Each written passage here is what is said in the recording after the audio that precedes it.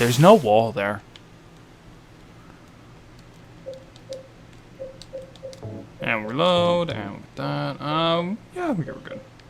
That's a good point, my guy, but if she was...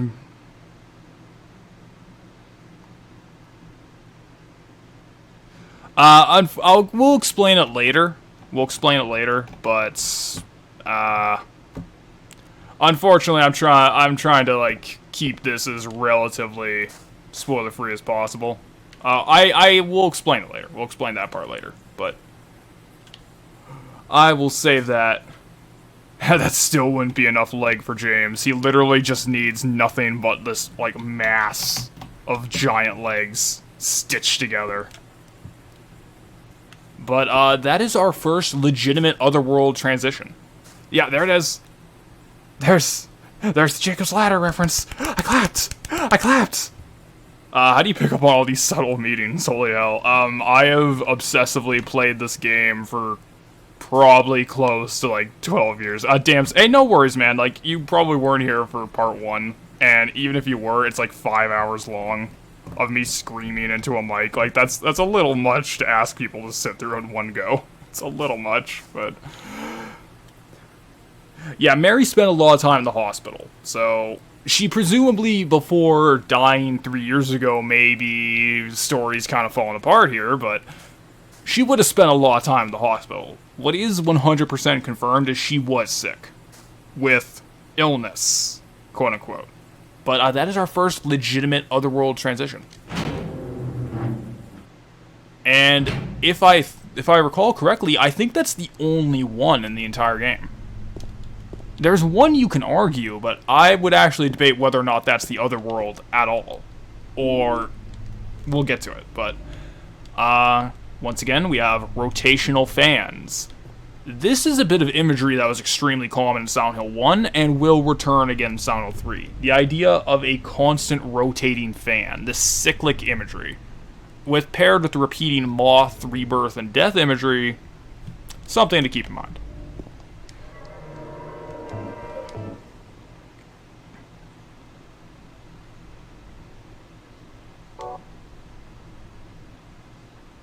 Yeah, undisclosed gross illness. I think it's like, it ultimately doesn't matter.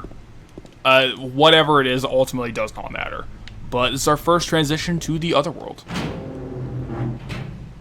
And what is James's Otherworld like? Fucking gross. It looks like a more decrepit version of the place we were already exploring, which I find extremely fascinating. Like, there's nothing special about it. It's just more decrepit, a more horrible version. Fellow real lakeside Otherworld conspiracist thought, I think Ito agrees. Yeah, we'll get to it when we get to the Lakeside Hotel. I think Lakeview Hotel, excuse me. When we get to the hotel, we'll get to it, but by that point, I think it's genuinely extremely unclear what the Otherworld is or is not at that chunk of the game. And I really appreciate that. But, what we have here is mold. Lots and lots of mold. So, the Otherworld explanation, up to this point, in Silent Hill 1, when Harry Mason says, it is a world of someone's nightmarish delusions brought to life. So with James's Otherworld, we have this rank, black mold-infested, derelict version of the world we were already exploring. I'm hopping off. I wish I could watch longer, but I need to work. Fair enough, man. I think your channel is great, and what you're doing is great. Underrated. Much love. Hey, thanks for stopping by. Thanks for stopping by, man. I'm glad you watched it. The idea is, after we're done these streams, we're going to cut them up into smaller chunks and put them out to watch that way, with a little bit of editing to get some of the dead air out. And yeah, I think this is a project I really am happy people are enjoying. So, we have this, like, mold-infested condemned building, but everything is covered in the white tarp. Now, if you remember at the very beginning of the game, we were looking at white tarps that were seemingly just going up into the sky for, like 20, 25, 30 feet high. For no reason. Yeah, peace out. Thanks for watching, man. Yeah, very wholesome. Thank you. Mold symbolizing James' rotting soul. The guilt of what he's done slowly eating away.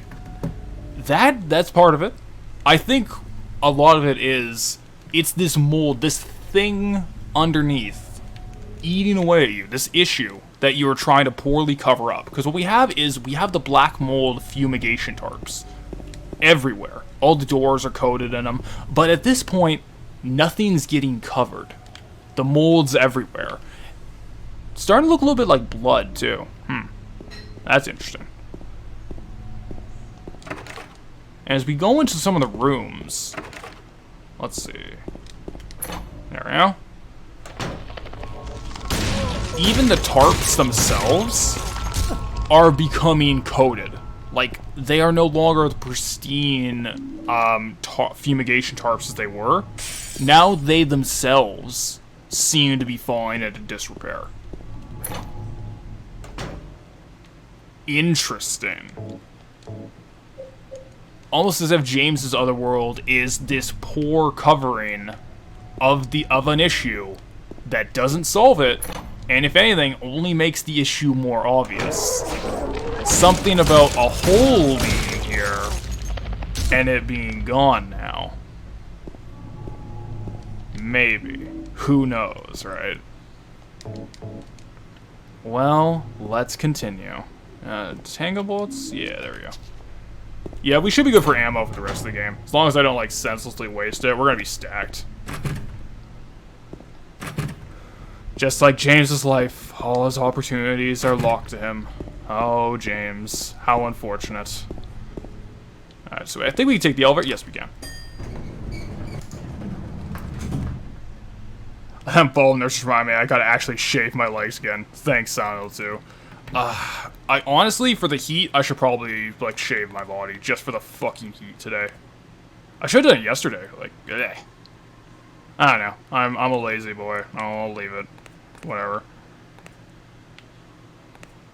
Like, cause I also have, like, that, like, 5-day stubble thing going on. It's like, should really get on that, but that's, like, time. But yeah, even here, the white tarps are just covering everything. Second floor.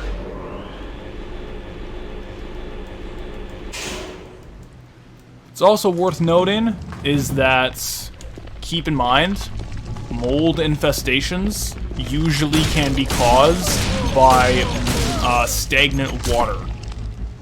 Once again, the water imagery returning in some capacity. Keep that in mind. Yeah, chest level sucks. Plus over under your shirt. Like, it fucking sucks. First aid. So this is interesting. Let's reload the gun. This is gonna be interesting. I like this. Stop wearing clothes. Problem solved. Return to monkey. It's the only way. So we have these hands just clawing up at a hole in the ceiling with a battery. That is a... I'm pretty sure that is a D-cell battery. So it's these hands clawing up from somewhere deep and dank, trying to get this source of light. There's a piece of paper on the bed. I was locked up inside the basement's basement. It was so small and dark, and I was so afraid. I dropped my precious ring, but I will never, ever go back there. So, that is a bit of abstract note writing. However, I think we can kind of make some sense of it. So, someone dropped their precious ring in the basement's basement. The idea of this, being an androgen school I am, it helps a lot for him getting too warm during the summer. Armpit sweat with hair is god-awful. Fucking 100% agree. Winter can be used. Thank God for leggings. Well, I will say one thing, at the very least in winter, like, you can always just, like, heat up in the cold weather by just wearing more clothing. So it's always, like, on the table, alright?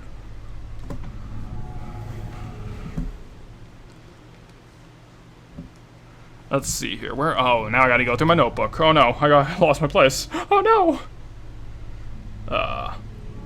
Here we go, the hands poem. I was so afraid of dropping my precious ring in the basement's basement. So, what I think this is, let's say, James, his wife died 3 years ago, right? Allegedly, 3 years ago. He dropped his precious ring in the basement's basement. So in his lowest point, he dropped his marriage. He lost his marriage at his lowest point. And during that point, he was so afraid, but he's never going back there. Doesn't matter. So he lost something because he was afraid, and he refuses to return out of fear. Okay. Being as vague as possible about it, but I think that's what that's getting at. Dry cell battery, there we go. Got the basement storeroom key. Part of the wallpaper is torn. I can see something drawn on the wall beneath. Those hands are searching for something? Or are they just a sign of pain? Very interesting that's the first place his mind goes. So we're gonna finish exploring this hall, explore the 3rd floor, and show off a little bit of an Easter egg. Well, Easter egg's not the right term for it. It's just a very throwaway detail that most people will miss on a first run, because it is completely meaningless. Uh-oh.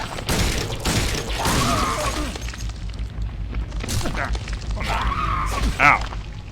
Oh yeah, nurses do big damage, goddamn. Just beaten by him. But dude, who really wants to go to hospitals anyways? Like, that's, you see, unironically, yes. That's a massive part of it, is like, who wants to go to this scenario at all times? Health drink. Alright, so we're stacked, we're tacked. Thank God at game's lowest point he had a Duracell battery to back him up.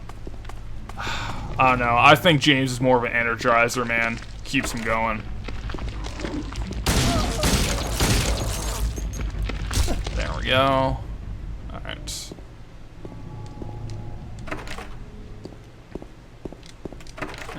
So I remember this room, when I was doing the Silent Hill making of thing, I showed it off for dynamic lighting. Because, like, this room especially really shows it off with, like, the way it reacts to the pillars. Like, very impressive stuff. There's something that looks like a refrigerator. Will you open it? If nobody got me, at least that fucking Energizer Bunny got me. Can I get an amen? God, imagine the Energizer Bunny in hell. Oh, my weak baby arms can't do it. I've been there. I try to lift something. I can't do it. I'm like, oh, jeez. It's no good. The door's too heavy to open by myself. Alright, let's reload. Obsessively reload. We're playing the Call of Duty. Alright, so let's go to the 3rd floor. We'll look at a couple things up there, and then we'll progress. I don't remember this part. Oh, you don't remember it? Really? He'd look like Robbie Rabbit. God, fuck Robbie Rabbit. Also, hey babe, how you doing? Just watching the Silent Hill. Start lifting. This is a threat. I was trying to do deadlifts again. It's been a while. I foolishly, I said, okay, so I maxed out at 4 plates. That's, about 405 pounds, I think. It's, you know, it's not the best, but it's pretty good. So I thought, it's like, okay, you know what? 425, let's go. 10 on the each side, let's go. And I botched it. I got it to my shin bones, and my back was like, and yeah, that was last week. And I was like, oh, jeez, oh, no.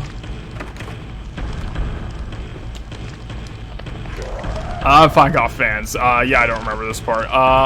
You'll probably, I think it's because, like, when we played it, like, we didn't really go over some of this stuff, because I am kind of dancing too closely to spoiler territory, honestly, but to do an in-depth playthrough like this, you kind of have to. Unfortunate, but there we go. Got handgun bullets and pool. So this is interesting. We'll come back. Actually, what room is? We'll come back here in a second. I want to show something off first. Okay. S11. We'll come back here. We'll come back here. But what we have here is paintings. So everyone always sees. I don't have a barbell. I just started using thick resistance bands. Resistance bands are pretty good. I use them for calf stretches, mostly just to try and make sure I don't get shin splints again. They're pretty good. Would recommend. So what we see here is a red woman on a door. But if we can get a good angle looking at it, those hands are three-dimensional models, actually just sticking out of the environment. Interesting. Another thing people usually don't notice is that the red woman on the door, like there's multiple other ones around, like it's a full painting set. People usually miss this, but I don't know, I think that's kind of cool. It's locked.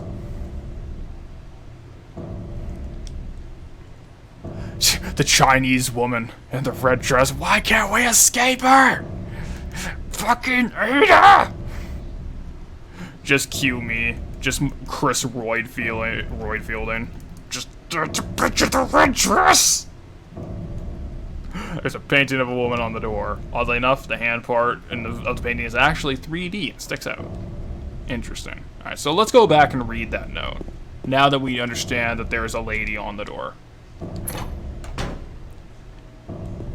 Alright. There's a scrap of paper on the ground. Just some doodle. Huh. Something's written on it. She is an angel no one knows. Only I can see the lady of the door. They cannot walk along her bridge of thread. They fall from the weight of their crimes. Like bloated and ugly corpses, their sins she devours, them sin and sinner alike. She saves me. She is an angel. Okay, so the idea is the lady at the door will judge you for your sins, and if you fail, you fall, you go down. Sin and sinner alike, she will judge, and if you fail her judgment, you will go down, you will fall. Okay, keep that in mind, and also keep in mind she judges both sin and sinner alike. Okay, interesting. So let's get to where I showed off this game's use of three-dimensional audio. So if you remember correctly, room S3 was the room that Maria lied down on the bed at, saying like, ah ha ha, totally just a hangover, I'm fine, haha, I'm not dying. S3 was her room. Let's go in.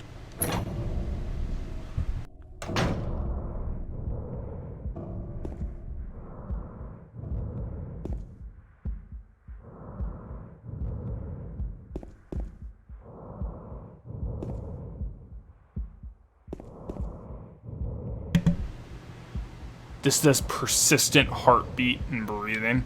Gotta stop crashing now, have a fun stream. Hey, thanks for stopping by, man. I'm glad you had fun. Hopefully you get what you need to get done. You can just chill out for the rest of the day. Well, we already fell. Maybe by, like, a judge guy. Maybe. Maybe we already did fall. Maybe there's lower we have to go still. These are empty medicine bottles here. Is this what Maria was taking? Is Maria sick now too? Maria's not here. Where could she have gone? So this persistent breathing and heartbeat, very interesting. We'll come back here in a little bit. Yeah, maybe like a judge man guy came? I don't know. Oh, wait. Where you at? Where you at? Where you at? Get over here. Get over here! Can we go in here? I don't think I've ever tried to go in there. Huh. Right, where you at? Where you at? Where you at? There you go. Stand your ground.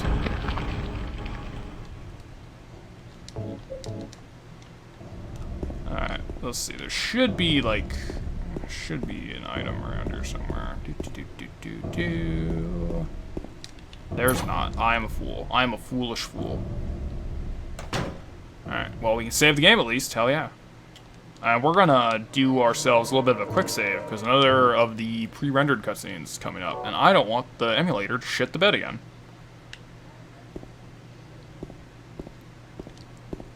Alright, well, down we go.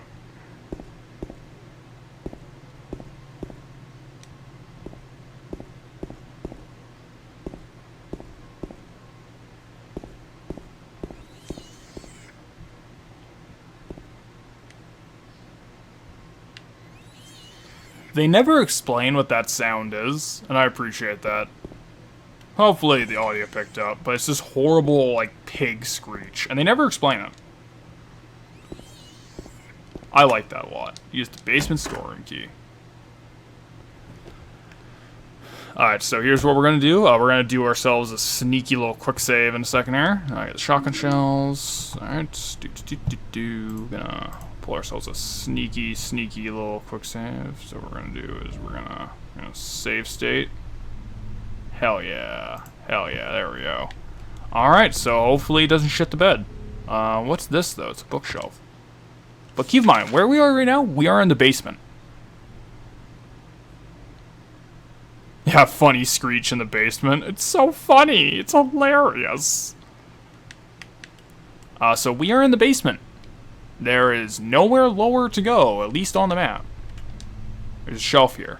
There are red handprints on the shelf. Move it.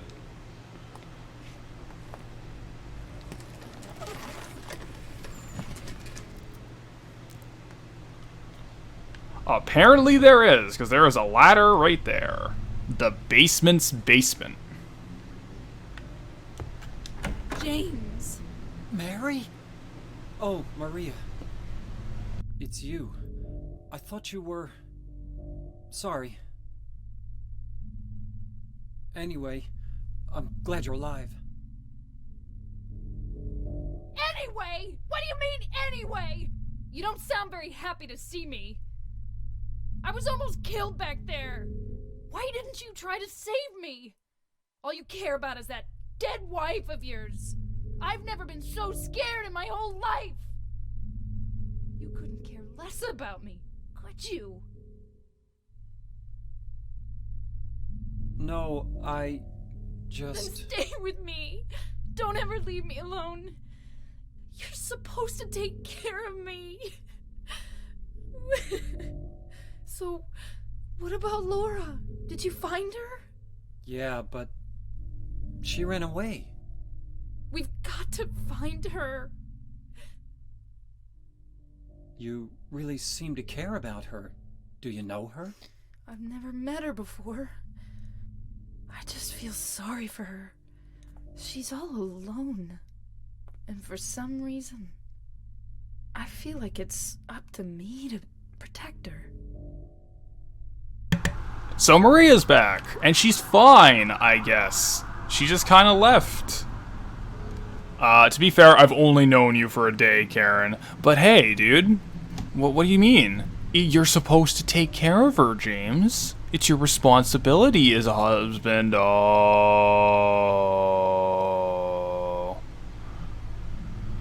She is definitely bipolar. I don't think... we'll get to my stance on Maria at the very end. Towards the end, like, I think I can talk about what I think about Maria, but I think we can see a few things here. The biggest thing right off the bat, yeah, coming on a little strong there, Maria, like, goddamn. Exactly. It's like, this is probably the most, I'd say, extreme example of her constant mood swinging, where she instantly pops in, oh my god, it's James, I'm so relieved, I'm so happy. And James makes a flub for this person he's known for less than, like, a day, for like a few hours, maybe. Then what happens after that is she just explodes on him. What do you mean, anyway? Don't sound very happy to see me. And then she just starts berating him constantly. And then when he tries to respond to that, instantly flips switch again. Love bombs him. Just, like, stay with me, please. Oh my god, you're supposed to take care of me. And now she seems concerned about Laura for some reason. Now that's really getting her attention. So this person who is a one-to-one copy of Mary is now concerned about Laura the person who claims to not only have been friends with Mary, but also knew her in a time period where, according to James, she should have been long dead. Something's not adding up here.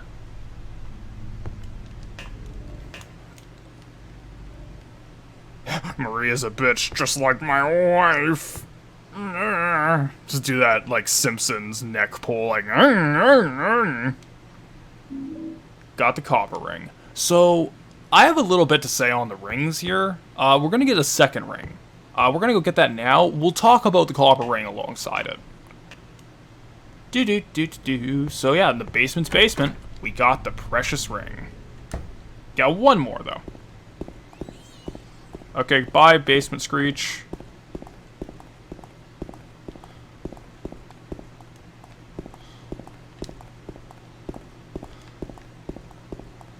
Alright, let's save the video game. Oh, yeah, I remember what's coming up next. I remember. Alright, we'll see. It's either going to be the first or the second elevator ride, but I remember what's coming next. Yeah, Wait, what you mad about down there? What you mad? Why you have to be mad? It's on the game. Alright. So, we'll see if this is what I'm thinking of, but we gotta go to the second floor. Yep.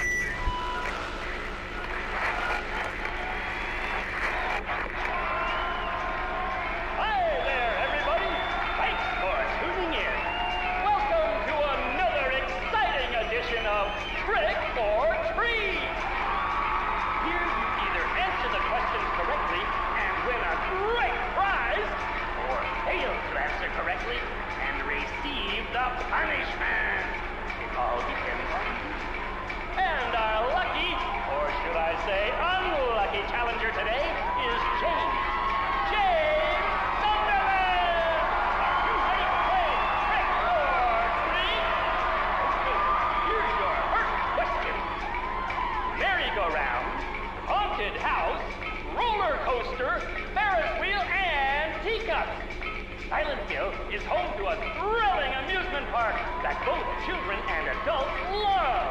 The question is, what is the name of this amusement park?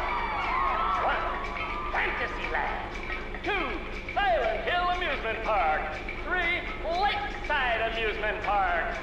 Okay, quickly on to question number 2.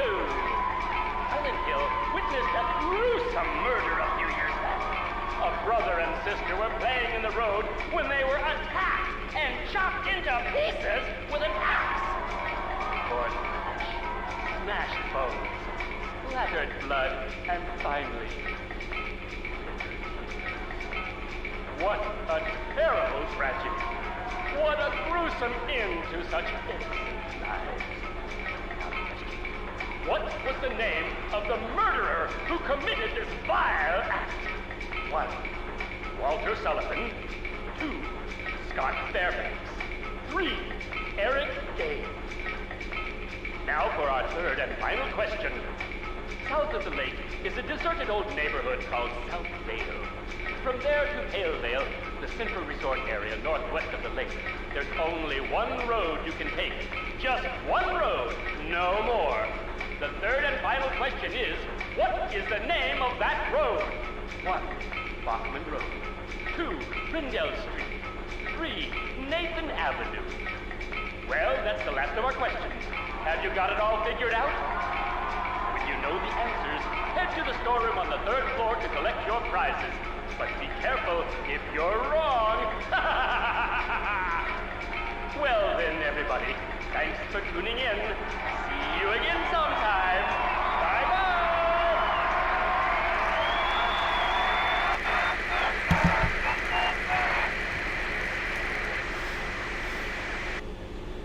What was that? Okay, so Anything I can say to possibly explain what the hell that is supposed to mean is pure ass pulling. I think it's just there for a dumb little meme joke thing, but it is interesting how the only things that are relevant to that quiz question are things that are like, one, the Lakeside Amusement Park is right by the Lakeview Hotel. Nathan Avenue is the road you have to take to get to the hotel. And then it references Walter Sullivan again. Walter Sullivan being the guy who murdered 2 kids and denied it. I killed them, but it wasn't me.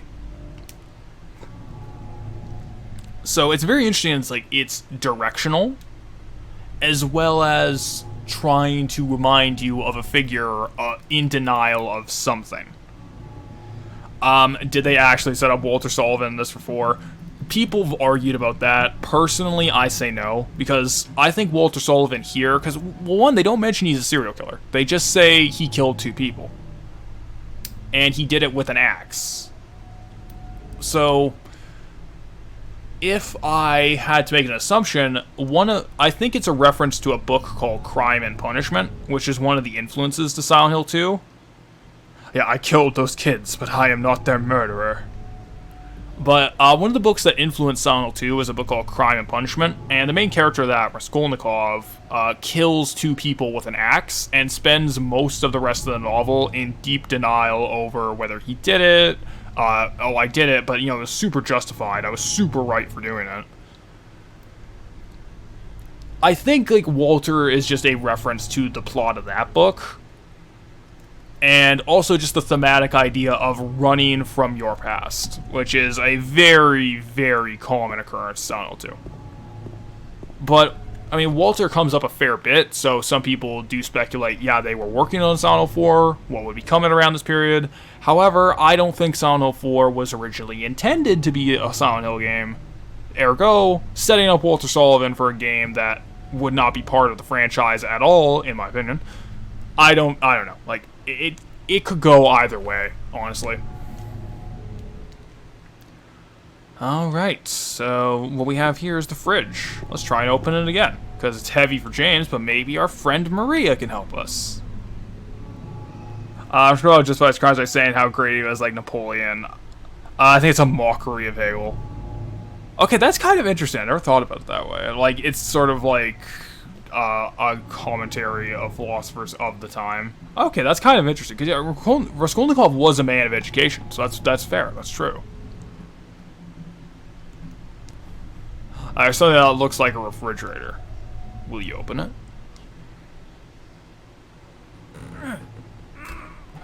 You can't open it? Yeah, Maria, give me a hand here. Come on. You're supposed to be the big man around here. How's a little girl like me supposed to help?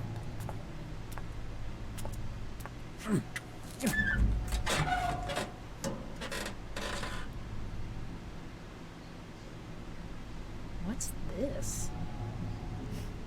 Not very cute, is it? Here, James. You take it. Thanks. Got the lead ring. What up, gang? Just review bomb my old company because I felt like it. God bless Glassdoor. Just put a little dab emoji in chat there. But we have 2 rings now. And, well, first of all, Maria's back to just being a straight bitch again. It's like, oh, you can't do it. You're supposed to be the big man, you fucking pussy. Immediately demasculating him. So, let's look at the rings. So, what we got in the basement was the copper ring. I found it in the basement of the hospital. It's engraved with a picture of a spider. Let's examine this. So, what we have is a copper ring engraved with a spider. Okay. Copper. Copper is a light, airy metal. Okay. It's much easier to carry around than the other metal we're going to look at in a second here. But what's engraved on it is a spider. Now, spiders are interesting in this example because they are like female predators. They're predatory creatures that set traps and let their prey fall into it. They don't do much active work ensnaring their prey themselves. They let the prey come to them, basically. Okay, so what we have here is the lead ring. we have as lead is we have a much heavier, weightier metal. And it is engraved with a disgusting, bloated face. Sick, and looks sad. I have very sad eyes there. So we have this bloated face on this much heavier, weightier ring that also can cause poison. Lead poisoning is very real. So it is a disgusting, bloated face on a heavy, weighty metal. This heavy burden you have to carry around with you that also is linked to sickness. Compared to a much lighter, shinier, easier disposable metal, like copper, engraved with what is a female predator on it. In my opinion, this is a very stark, clear example of Mary and Maria. We have Mary represented by the lead ring here as this heavy burden to carry around. Anyone else ever stick themselves with a pencil in elementary school? Think they had lead poisoning? I don't know if I ever did. I don't know actually. But we have this heavy burden that is represented of a sick, bloated face that has some link to poisoning and illness. And we have this very light and airy metal, but with something predatory on it, which I think represents Maria. There's some more details about Maria, and kind of a really interesting blink and you'll miss it horror situation involving her and things that she is saying that don't add up. But we'll do it next time we get a big cutscene of Maria. But yeah, essentially we need to take these two rings and put it on the door to decide, the lady in the door, to decide our fate. She will judge sin and sinner alike with these two representations of James's wives, I guess, in this scenario. What is interesting, though, is I want to compare this to Pyramid Head for a minute, where I made a big deal with the Great Knife that Pyramid Head lugs around with him as this heavy, weighty metal burden that he drags around with him constantly and hampers him. However, he's going to ditch the Great Knife. He's never going to use that again. On the flip side, we see him with a spear for the rest of the game after this. This light, airy metal that is much easier to use and maneuver around with. Food for thought. Well, no more wasting time. Let's go to do that little storage room puzzle. Get us some free resources. And we'll just beat the level. And we'll be done with the hospital in under 2 hours. Alright. That ain't bad. We are making way better progress today than I expected, if I'm going to be perfectly honest.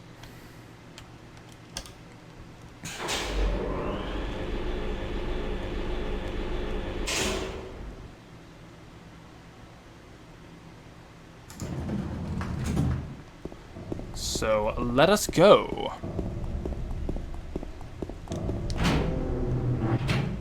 Alrighty, gonna get over here.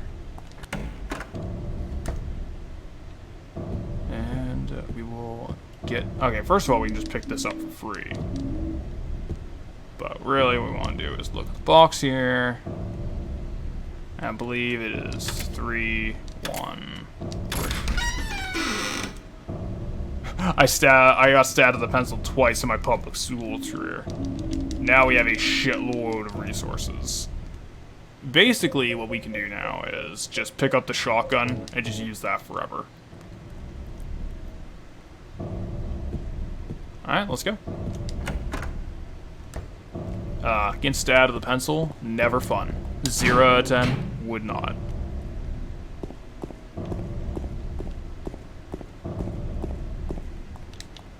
Alright, so only one thing to do. Now let's not forget, the Lady of the Door. She will judge sin and sinner alike, and if you are judged by her, you will fall by the weight of your crimes. You will go down. Alright, keep that in mind. So let's combine, there we go.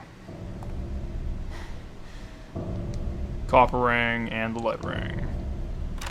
Doors unlocked. Well, we're gonna pass the lady of the door. And where are we going? We're going down. So this is the 3rd floor. There's a note on the ground. Inside is some kind of hard-to-read writing. I took the director's key, the one at the museum. I hid it behind the praying woman when I went out for the day trip. I picked it up, but I did not steal it. I am not a criminal. Alright, going down. We're at the 2nd floor. Not allowed. We're at the 1st floor. Not allowed. We're going all the way down. I don't have a map of this area. So we are beneath the basement's basement. Yet denial again. I stole it, but I'm not a criminal. I'm totally not.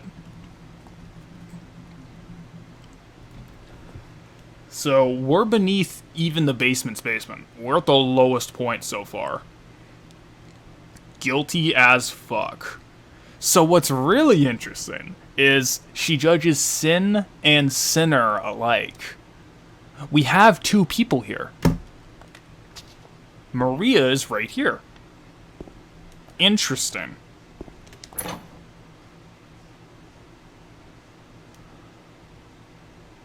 Actually, wait, we need the pistol. We need the pistol for this. I want to show something off. This sequence is ruined on hard mode. If you play the game on hard, this is usually a very tense sequence that is ruined because you can actually fail it. So let's go. Oh, I heard something. What could that be? Something's back there. Something's back there. It's fucking Pyramid Head!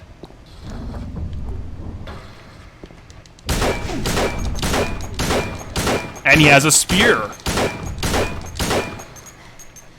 Alright, so basically the gist of it is, you have to run here as fast as possible, you have to stun lock Pyramid Head by doing 10 shots into him, and then you have to run away. Because if you take too much damage with Maria, you will just straight die.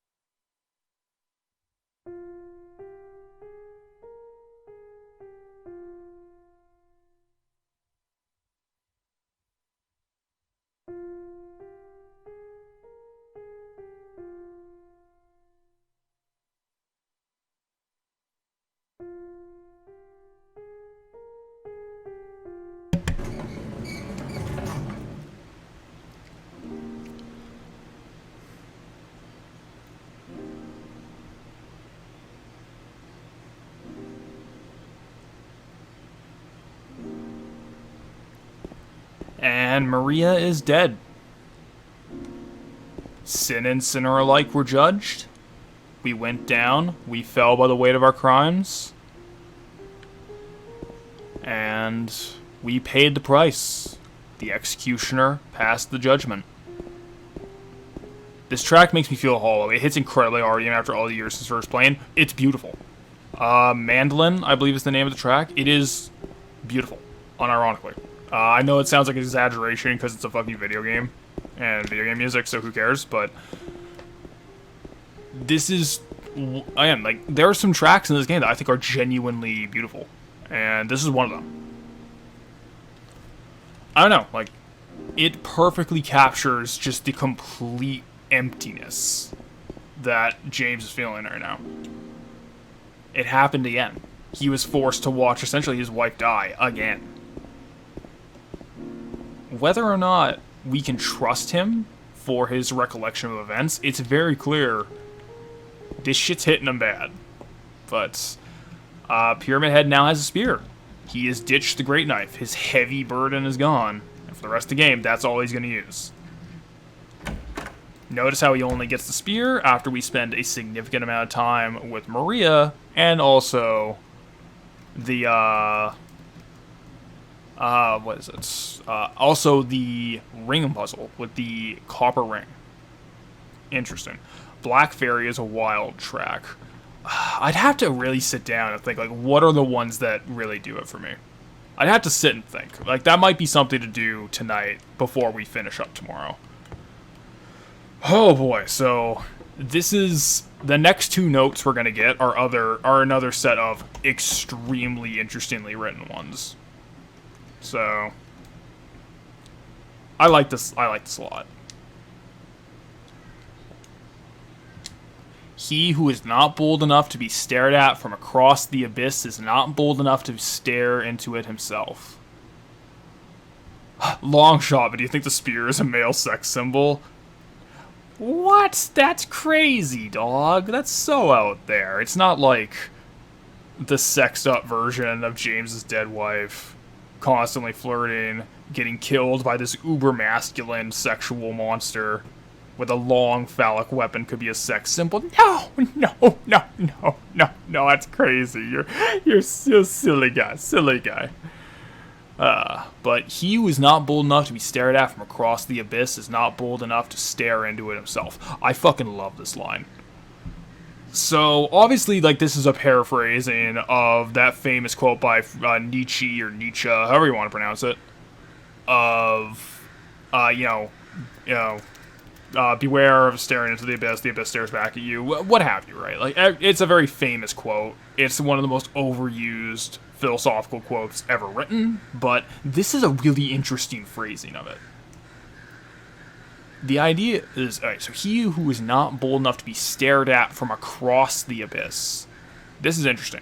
So it's not enough that you have to look into the abyss. You can't look into your shadow, your deep darkness, whatever is behind you. It's not enough to simply look into it and say, yep, I've confronted it, and move on. No.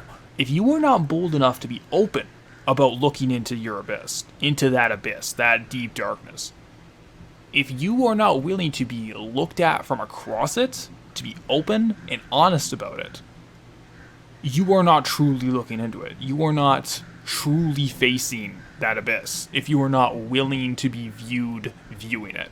If you are not willing to be seen, to be acknowledged for having it. I love that line. That's some real haunting shit. The spear is a dick? What? No. That's ridiculous. The truth can only be learned by marching forward. Follow the map. There's a letter and a wrench. Also worth noting, first thing you see is an advertisement for the Lakeview Hotel. The destination that the game is pushing James towards extremely harshly. Oh yeah, emulator's freaking the fuck out. Oh, that's beautiful. Look at that. Oh, magnifique. Oh, c'est perfect.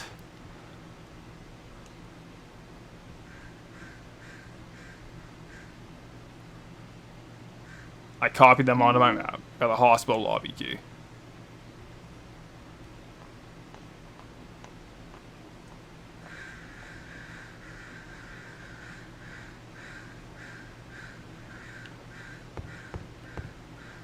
And there we go. So here we are. We have finished Brookhaven. Laura is wandering off. She's fine. She's just gone. But c'est perfect. Unfortunately, like, I did want to play original hardware. It was not looking like it was going to work out. So this is the best third option that we had to work with. Well, it has been 90% fine so far. It's just that 10% is going to bother me in post. I know I'm going to be mad about it. So Dave and I have spoken a lot about Silent Hill 2 over the years. This is something we both agreed upon. For all the little things we kind of butted headed over, this is something we both agree upon is, for a game that generally has pretty good writing, this is some of the worst writing I have ever seen. And it actually bothers me. Stupid sleep, getting in the way of watching wall texture chat. I'm sorry. But this is something that kind of bothers me, if I'm being honest. Let's just go forward. Use the hospital lobby key. So that's interesting. You're locked in the hospital until you get that key. You cannot leave without it. You are locked from the inside. That's interesting. It's that very like nightmare scenario. You can't escape something, but.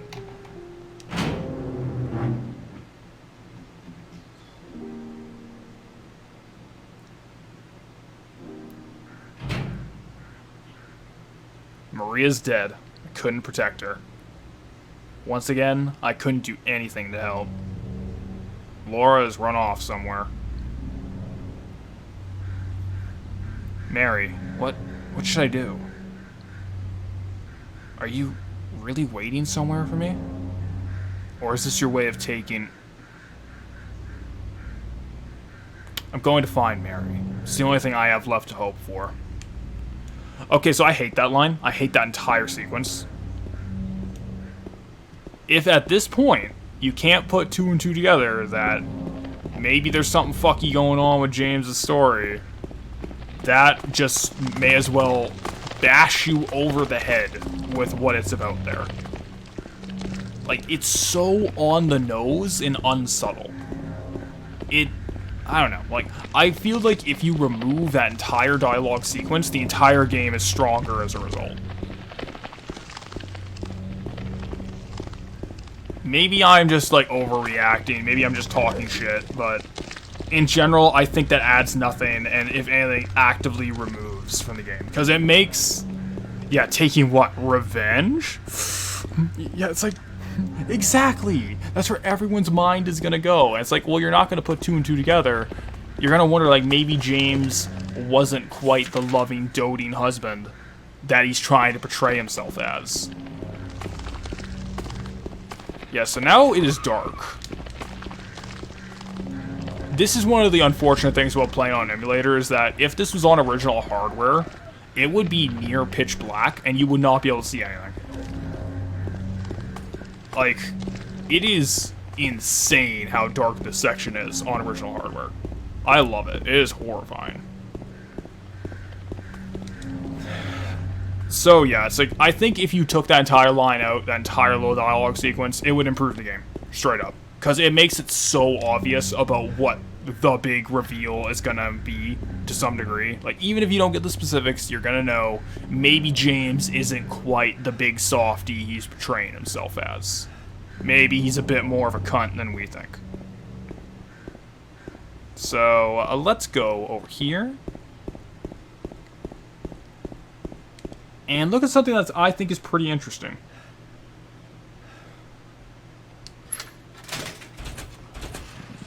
So this is an enemy we're only going to see 3 times in the entire game. Let's see if we can find it. Get a good look at him. Where is he at? Where's he at? Where's he at? Where's she at, actually, to be correct. There we go. We'll pause the game.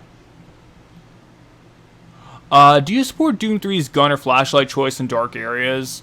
Honestly, I thought about it, and my answer is yes. I think it is a very interesting idea. My problem with Doom 3 wasn't that. My problem with Doom 3 is that I didn't commit to that. Because in Doom 3, by the second half of the game, it becomes a full-on shooting gallery. And the thing is, it's a pretty fun shooting gallery, all things considered. Like, I think Doom 3 is a good game overall. I do enjoy it. But its use of lighting was one of the stronger aspects. And as the game goes on, it becomes less of the forefront, and its horror aspects kind of go out the window. I think the biggest problem I have with Doom 3 is it doesn't commit one way or the other. Like, it doesn't go full balls to the wall crazy action, and it doesn't go full spooky space horror. I really wish it went one way or the other and hard committed to it, because as it is, it feels like compromise. Like, oh, we have to appeal to Doom fans, so we gotta make it an action game, but we also want to make a horror game with all of our lighting and audio technology. So, it's this weird halfway in between, and while people have kind of come around to appreciate Doom 3 for being a game that is genuinely ahead of its time, I think people can look at it and say, it's sort of a what could have been scenario, where I think if it fully committed to the original beta idea of, yeah, you're not the Doom guy, you are just random security personnel. So when demons show up, stealth is a viable option. So lighting became important to the stealth system. It would have depended on execution, but I think that would have been a good idea for a full-on space horror game. Yeah, Doom 3, the original fence sitter, exactly. It's a fence sitter. Do you want to be like Doom 1 and 2? Or do you want to be like a full-on horror game? I don't know. Like, it didn't gum down one way or the other, and I think that's the game's biggest problem. I digress, though. This is the Mandarin. You only see this enemy 3 times in the entire game. Here, the labyrinth, and the very last area. So I think this enemy is somewhat underappreciated. According to the Book of Lost Memories, it symbolizes feelings of overwhelming, incomprehensible anguish. That is a quote. So I think it's fairly obvious from the fact that it's very feminine like the other monsters. It has this flesh dress it's wearing. Once again, as you can kind of see, the legs are exposed, and you can see that down there. I think, once again, it's very obvious that this is not only a female monster, the one opinion, man. But I think it's in line with basically every other monster in the game so far. It is a very feminine creature. Well, you can't call it the Mandarin. I'm gonna do it. I'm gonna have to. That's what it's called. But, the thing is, look at its hands. Now that you've gotten a good look at it, we've paused, let's walk around it a bit. Let's see, how's it attack? As you can see, it's got mouths on its hands.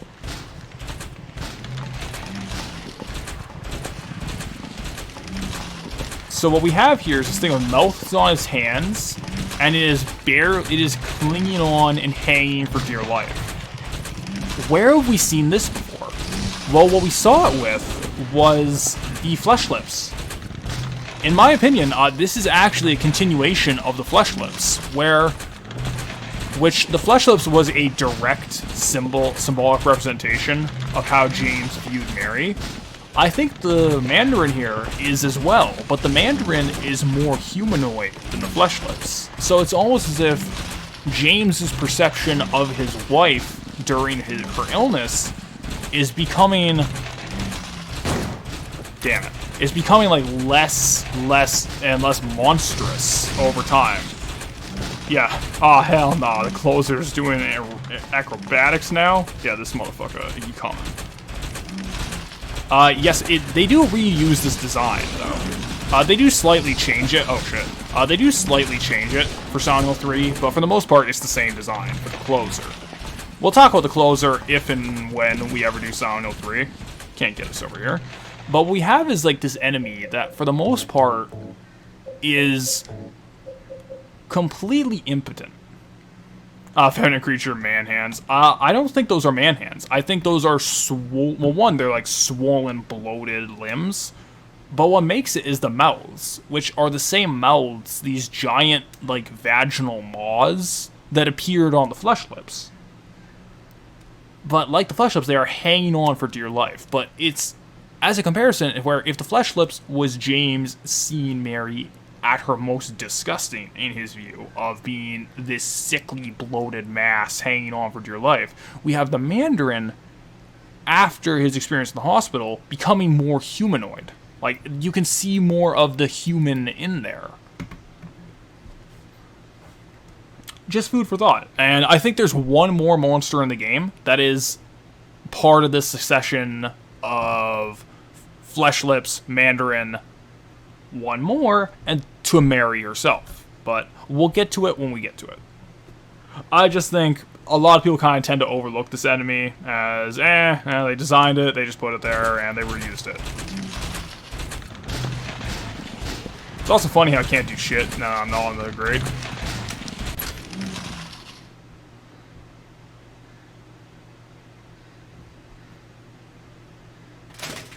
Alright, so what we're gonna do is, James is, he's probably in a bad mood, right? He's probably grieving.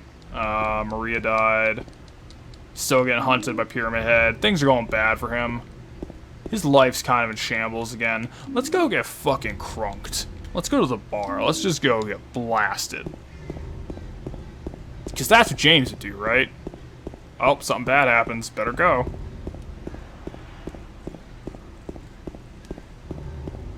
So we're gonna cross the street here. We're gonna go get crunked.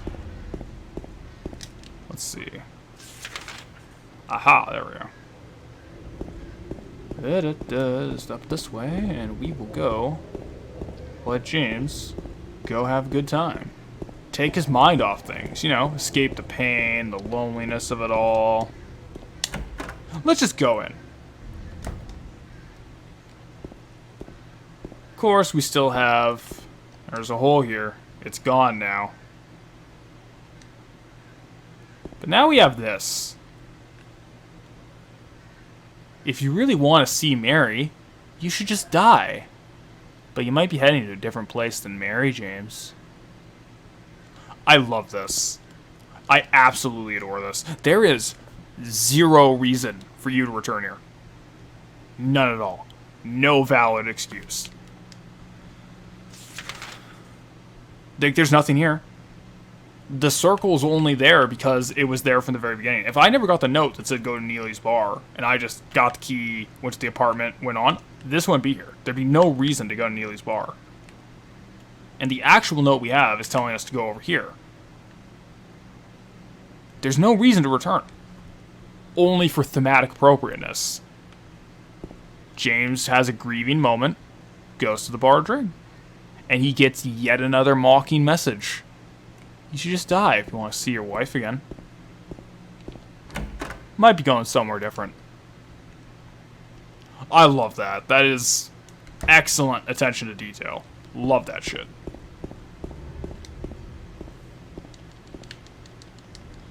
Got the handgun bullets. Hell yeah. Alright, let's go. Oh, shit. Alright, so here's a question for chat. Why doesn't James leave? Nothing's keeping him here. I said it at the beginning, and it's still true. There's literally nothing stopping James from going back to his car and just hightailing it out of town. There's no reason. He chooses to, though. Interesting. I like that. It's one of the more interesting decisions for keeping a character in a setting like this. It's like James could leave at any time. He chooses not to.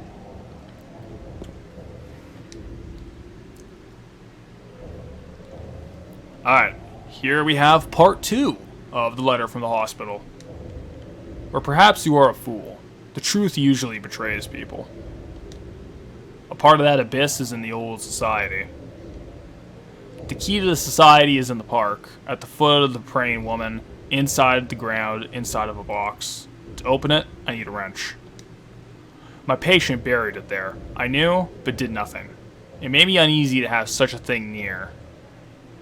I wasn't looking for the truth. I was looking for tranquility. There's your fucking wham line. I also saw that thing. I fled, but the museum was sealed as well. Now no one dares to approach that place. If you still do not wish to stop, James, I pray to the Lord to have mercy on your eternal soul. Okay, so this is the first instance of a note directly talking to James. Interesting. He's a man of the plan, born in a mountain, raised in a cave, fucking and trucking is all he craves. Yeah, actually, that's pretty funny. Silent Hill games usually, like, force you to stay in town. It's like, Silent Hill 1, like, every way out of town is, like, this gigantic, gaping abyss. Like, you're trapped. There is nothing keeping James here. He chooses to stay. He doesn't even entertain the idea of leaving. Like, there's no reason. Alright, so Maria's dead. The closest thing he would have gotten to his wife surviving. He's seen horrible monsters. He's got this pyramid thing hunting him. Here he is, and he's going forward. I like that. I really appreciate that about his character. He's a certified fart face. James Sunderland, husband, clerk, fart face. So, once again, I think people can put 2 and 2 together about the big important line from that note outside of directions is, I wasn't looking for truth, I was looking for tranquility. Is James really here to see his wife? Is that really what he wants? Does he really want to know whatever is, what's actually happening? Does he really want to know the truth? Or is he just looking for the peace of mind of, oh, here's my wife again. Everything's fine. Everything's peachy. Who knows? It's something you gotta be open with yourself about sometimes. And that's what Silent Hill 2 is largely about.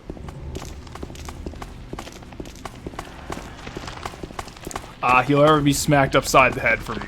Yeah, James is, he's a bit of a dope. Well, what are you gonna do, right? He's a simp for holes. Well, and speaking of holes, there's gonna be a lot of holes we're gonna be jumping down in a minute here. The door that wakes in darkness, opening into nightmares. This door is open now.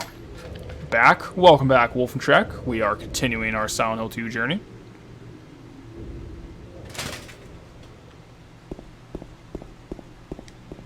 He's not here for his wife. After 24 hours. No, it's cool, man. Like, we're doing long stuff. He's not here for his wife. He's only here for himself. Okay, man. Ever played Lost in Vivo? Yes, actually. I did a review of it. I thought it was interesting, but I wasn't crazy about it. But apparently it's been updated ridiculously since I did the first review. So I really got to go back and re-look at it. Apparently it's, like, much different now. I'll be honest with you, Lucifer. I'll be real, my friend. I don't want to talk about golden showers. It's kind of gross. I'll be real. It's not for me. If people are like, if people are into that, it's like your thing, fun. But I'm gonna avoid that for the rest of my life. He's not here for his wife. He's here for himself. Exactly. But I still love this game. 5 out of 5 would recommend it. Exactly. Like, this is basically just like a big love letter appreciation stream. Say the word. I can't say it. Don't say it. Don't think it. Don't say it. But welcome back, Sticky Rick. Hopefully you can catch any of the stuff you missed, because we were talking a lot, but yeah, he's only here for himself. Like, is he truly here? You're my favorite part, Rosewater Park. We're actually getting to my favorite part of the game very soon here. What do you think of when people say RE7 is copying Silent Hill 2? I think it's copying the initial setup, but what it's doing with that setup is so different, like, it barely resembles it. Like, it's only copying Silent Hill 2 in the most vague ways. Like, if anything, it's copying the Texas Chainsaw Massacre. No, I've been here all along, I just didn't say anything. Okay, well, as long as you've been, like, just chilling and enjoying. It's cool, brah. It's cool, brah. Small metal box is fastened by bolts. I can't open the lid. Alright, where is it? No, it's this way. Speaking of RE, I did a late Domitress cosplay recently. Far out, man. That's pretty fun. Back in when I was doing cosplays and such, I did Nero from Devil May Cry 5. That was actually a really fun day. I enjoyed that.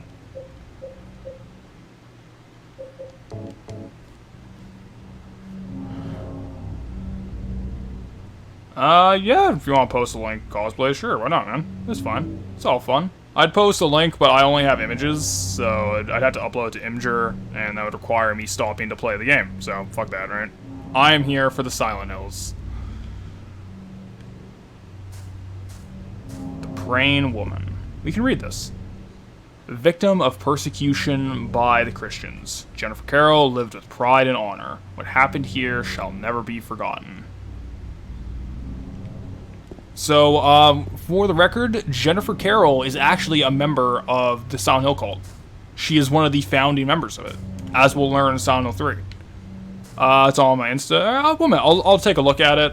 I don't want to like post it on the actual stream itself, since that's kind of like, you know, taking so much image, stealing it. Silent Hills?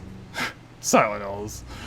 Nah. I mean, Silent Hill 3, the Silent Hill cult, right? Like, Jennifer Carroll is one of the original members of it. Basically, I believe she was burned for it. Fair enough. It's like, I don't know if I want to, like, steal actual stuff and post it on camera, you know what I mean? I'll take a look at it in a second here, though. But what's kind of interesting about this is it is our first connection to the old history of the town. Silent Hill 2 has been completely self-contained up until now, and even the connections we're going to get from here on out are all extremely, blink and you'll miss it, we'll call it. Huh, interesting.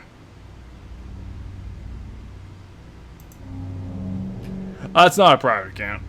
Yeah, also, I would have difficulty with it. I'd have difficulty with it.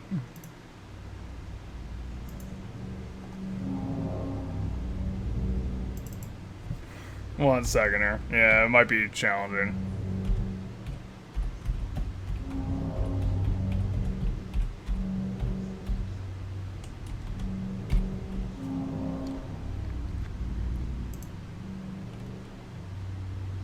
Alright, just a minute here. Just a minute.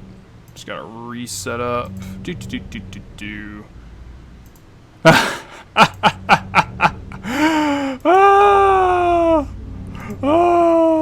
I just saw a thing Wes made. I just saw it. That's fucking hilarious. I'm gonna post that in the finished product when I do the recording. That's fucking amazing. Alright, so we will continue though.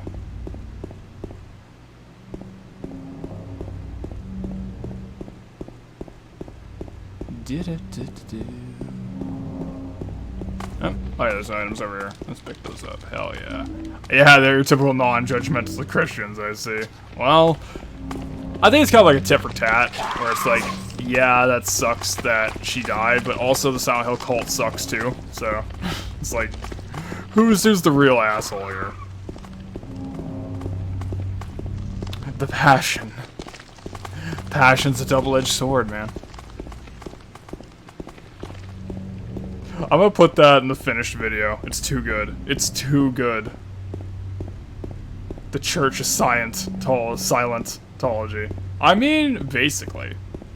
It's got that. I mean, I granted Scientology as it is like way more of an open scam. Where Silent Hill, I'd say, the Silent Hill cult's like way more full true believers. Like, L. Ron Hubbard knew exactly what the fuck he was doing. Oh, we're gonna see my favorite roadside sign. Do we pass it by, or are we gonna see it? Ah, here's my favorite. Your ad. I should actually try and edit the real video. Honestly, if you did, that'd be fucking hilarious. It'd be a little too much work, but it'd be pretty fucking funny. That's it, man. I took big U damage. They punched me. Alright, so let us go. A little forward. Alright, so parking lot here. Hey, buddy. There we go, and we'll kick him in the face.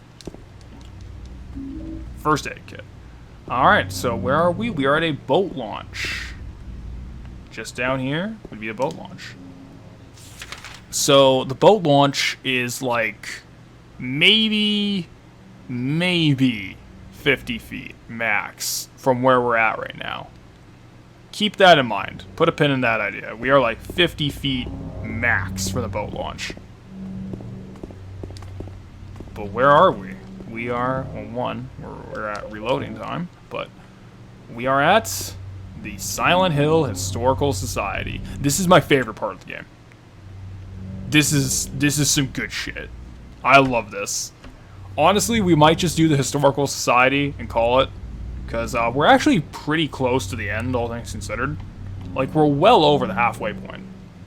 But I love this part of the game. This is kind of the peak of it for me. Which is weird, because like, I actually think the end game of Silent Hill 2 is stronger than the first half, but that's just me. Let's save the game.